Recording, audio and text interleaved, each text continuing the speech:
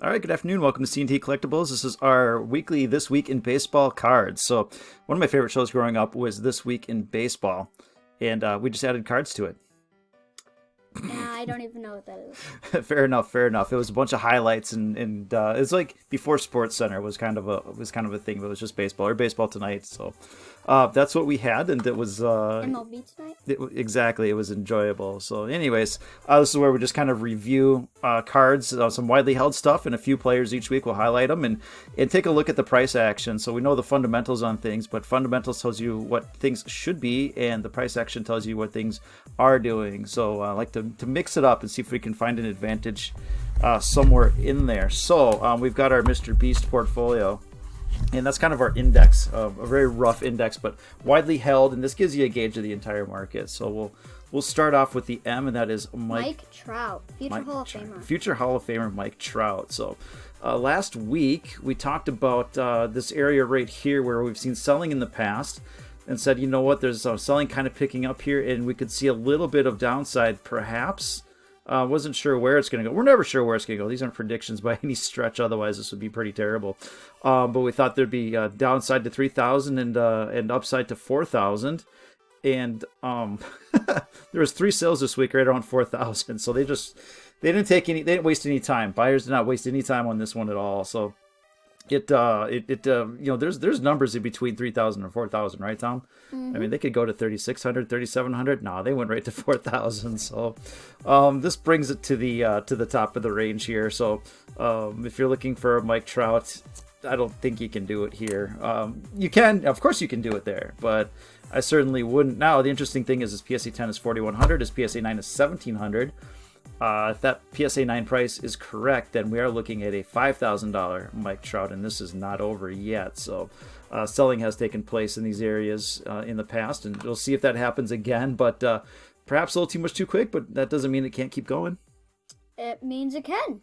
It doesn't mean it can, but it certainly could. So I'll get to the R, and that is Luis Robert. Yeah. So again, last week we were looking for prices as they compress. They usually break out, but we said, at this level, this price for this player doesn't make a lot of sense. And I think sellers agreed, and they're pushing the price back down a little bit here. So right now, his PSA 10 is about $131. His PSA 9 is $40. So it's respecting that 3-to-1 ratio. I don't think there's an advantage either way. I do think that PSA 10 will fall a little bit more, and if he can do something in spring training, then maybe you get a pop. But for now, Luis Roberts trending down. If he does something in spring training and he keeps on doing that for the regular season, he could get a little bit of a pop. The way that it's been going, if he hits a home run in spring training, this thing will double. So, but right now, Luis Robert is a, if you're looking for something, go ahead. I think just in general, it's too expensive. But yeah, home run in spring training, that's pretty likely. Pretty likely, and it's pretty likely that people overreact. So right now, it's not a card I touch in this area anyways. If you really have to have them, you can probably wait just a touch here. Mookie Betts, future Hall of Famer. Future Hall of Famer Mookie Betts. Keeps this up for a couple years. Yeah, a couple more years, but she's certainly on the track here. So, the trend is clearly up. We talked about the compression, and then they move up into this area here, where it was kind of at the top part of the range, and what we said is, maybe not, honestly, not sure what to do. That's just the honest answer. Not sure what to do. Your risk reward was kind of even, and it was, perhaps downside to here, and your upside was to the all-time highs. And one buyer, that's all it takes these days. One buyer came and said, you know what, we're going for all-time highs. And so this card is now $800. When you consider the print run of the 2014 update, and you compare it to like Mike Trout and stuff like that, the price, I think that's a fine price. There's nothing wrong with it. So is it too much too quick? Maybe. But if it comes back in this area and you're looking for Mookie Betts, that's probably your last chance for a while at least. So PSA 10 is going to be $800. The PSA 9 is about $215. So the PSA 9 is undervalued.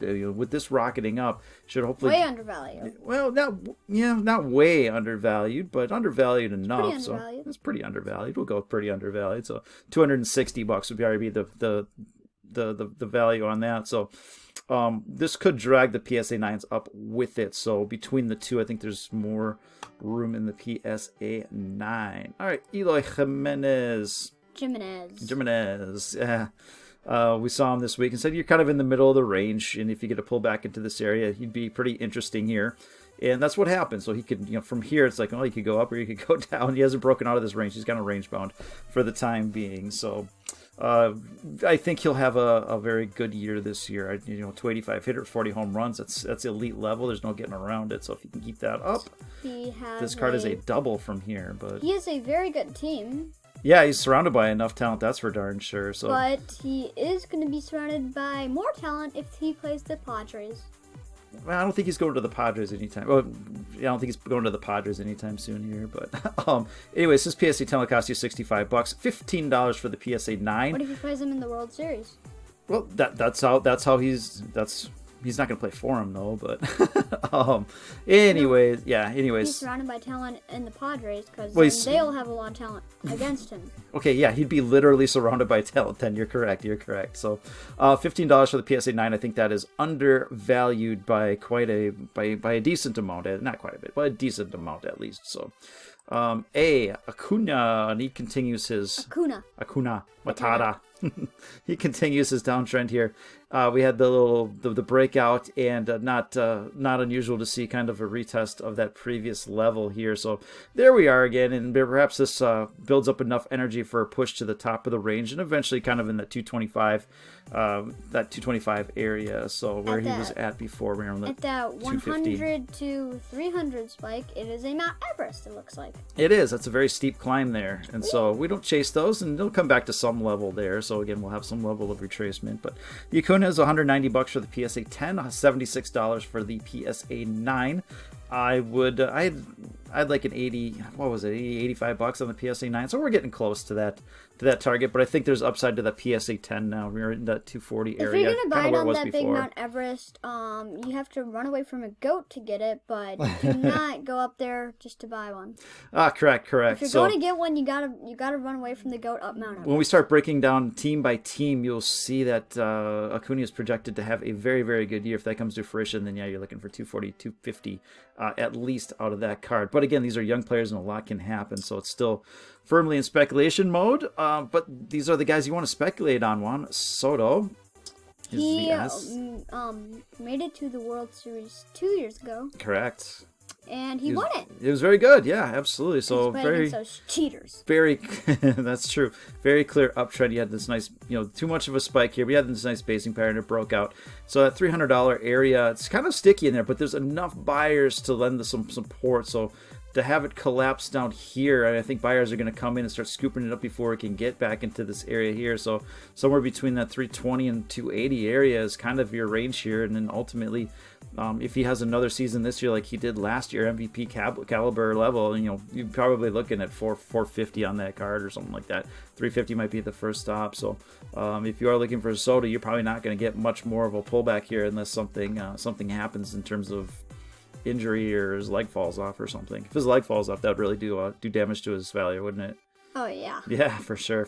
So but that probably won't happen. Probably not going to happen here. So Tatis, rounded out with Tatis here. Yeah, compression, breakout, big breakout. Don't chase it. Come back down, compression, breakout. Here you go. So he's on the other talented team. Very talented team. So these prices made their way back up to the previous high, where usually what happens, and as we've seen, not always, they can just blow through that. Looking at you, GameStop. Anyways, so this area here, you had people that bought here looking to get their money back, and they did. And so you're selling, but this is compressing down. And so what typically happens, it doesn't have to happen. Again, there's not enough buys and sells and this kind of stuff. It could certainly go down here, but what typically happens is you will kind of bust back up, go to these highs, and the more you test this level, the greater the chance of a breakout is. And I think that price is probably a little too high for him. But if he does this year what he did last year, then I think the train is leaving the station on this. So you're getting another opportunity here. And again, probabilities would say you have a decent chance of breaking out here, but that certainly is not guaranteed by any stretch. All right, ready for some extra innings here? Yep. All right, cool. We will start off with Jose Ramirez. This is a player that I like quite a bit, actually. And when you look at his numbers, he's right in there with Nolan Arenado. So if you really like Nolan Arenado, you're going to like Jose Ramirez. This is the reason I do not like Jose Ramirez. What? Why don't you like Jose Ramirez? He's in our division. Yeah, that's fair. That's fair. But his team is so weakened now, I don't think it really matters. So they'd have Lindor to get traded. Lindor's on the Mets now. And Ramirez is probably getting traded too. So if he gets traded, look for this to a contender. With that contract, he's not going to go to a team looking to cut salaries. He's $12 million or something, and these prices could probably spike again. So you had your compression, your breakout, and now it's just traveling. Unlimited money and salaries. What's that? In Madden, I have unlimited right, money and salaries. Yeah, in baseball. And in the show. In baseball, they're constrained by real world, unfortunately. So. But in the show, I also have lower salaries. left to upper right, so you've got this level of support here, and maybe you see some buying and kind of push it back up. But right now, the Jose Ramirez, $70 for a PSA 10, $70 or $80, and $40 for a PSA 9. So that PSA 10, I think, is a little bit undervalued. If that $40 level is right for a PSA 9, then you're probably looking at closer to $120 on a Jose Ramirez. When people kind of catch on to what he's doing, that is a fair price. And I forgot to go through Soto and Tatis here, but they're both sitting at that 3-to-1 ratio, so there's no advantage to either card on those. All right, moving on to Bo Bichette. On a team that they got George Springer. Oh, they're looking good, man. They're looking good. And again, my projections are showing that the MVP of that team could be Mr. Bo Bichette. So we've got a compression down and then a breakout. And it kind of had a throwback, but this nice rounding pattern is kind of your bottoming. And so eventually it makes its way back up maybe to this area here. So not ready quite yet. So you had this area where you had someone kind of buy on that spike and got crushed, and now you're coming back to this area, giving them a chance to sell again. So perhaps this you're in the middle of the range. So perhaps you see some downside to $90. Maybe it goes back up to 120, but that's your range for now. If it gets back down here, buy at 90. If it gets to here, get ready for a breakout up to that $160 level. And if he is a 5 or 6 win player this year, considering his age, people will be fully on that one, and this card will start to climb. With some of those other young guys that are upwards of $200, which I think all of them probably too expensive. But Vladdy's another good one that's young. And yeah, absolutely. Yeah, maybe. Did we look at him last week? Maybe we'll look at him next week. You pick the players for next week. That'll be fine. Okay. Yeah. All right. Cool. Freddie Freeman. So your NL MVP. Who lost Josh Donaldson to a team that really needed him. Well, yeah, that was a while ago. I think he's over it by now. So, traveling lower left to upper right, had this big spike here, and now it's come back to this level where there has been selling in the past, and now you're seeing a breakout here. So, he could make his way back up. There's nothing stopping him from getting back up to this $300 level here. So, maybe it comes back a little bit. If it comes back into this area here and drops below, then you're back into this mess here. But holding this area does clear the way for higher prices up into that $300 area. So Freddie Freeman right now is a buy. Now the hard thing about cards is it's really hard just to buy and then sell right away. It takes some time. Two of the great Braves are on here, Acuna and Freddie. Yeah, absolutely. We got to get Ozzy Albies in here one of these weeks here. That's probably my favorite Brave. Well, Freddie Freeman, but then Ozzy. So I'd probably go with Acuna. Francisco Lindor. Ramirez and Lindor. Yeah, back in the Indians and Braves today. So. Native American celebration month or something. There we got it. We got it here. So the kind of the spacing pattern here, then the trade announcement, and we said I just pulled this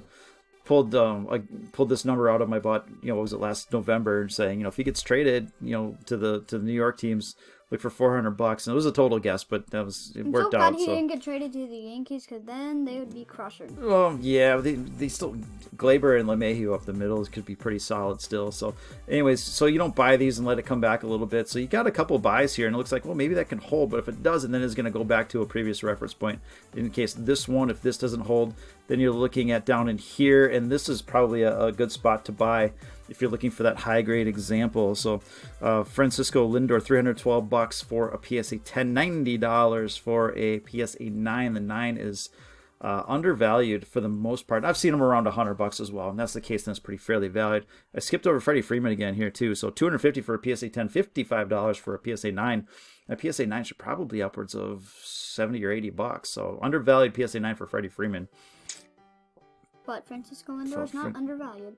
Yeah, tiny bit. And honestly, I could see these prices come back down to this level here, but maybe it doesn't. Maybe there's a lot of buying here, and then I'll change my mind. But for now, I think it can probably continue to slide just a little bit here. But I don't know. I don't have a crystal ball. So, all right. Cody Bellinger, who won the World Series last year. Correct. Instead of Juan Soto 2 years ago. Exactly. So, big monster move up here, spike and a compression down, and it's breaking out again. So you're getting kind of stuck at this level where we've seen selling again. But this is a decent little bottoming pattern, and I think if he kind of figures things out, he just needs to have another good season. Get that swing tighten up. Yeah. He just needs to have another good season, and he could maybe break out. Yeah. So again, it's only gonna take one person to buy a card up in this area to complete the breakout. So don't do much right now, but if you start to see a little bit of buying above here, then you are looking upwards of this level again. So that seems expensive. But this seems expensive. I'm not gonna lie to you for a young player, but $200? That's pretty expensive for only 3 years. You have to compare it to other players, and so yeah, he's right in there. But if you look at right in there with Acuna and Soto, maybe he should be a little bit more than them. So you can justify that price in today's market at least. If you compared it to that Mike Trout we did earlier, that would not even be close. Very different players. Yeah. So Cody Bellinger will cost you about $212 for PSA 10. Both great players. $50 for a PSA 9. And that should be a $70 card probably. And if this continues to rise, then it could be an $80 card. So I think the PSA 9 is undervalued for Freddie Freeman. And we will wind it up with... You mean Cody Bellinger? Yeah, that's what I meant. I did mean that. Thank you. I was testing you and you passed. All right, Bryce Harper. We'll finish it up with Bryce Harper.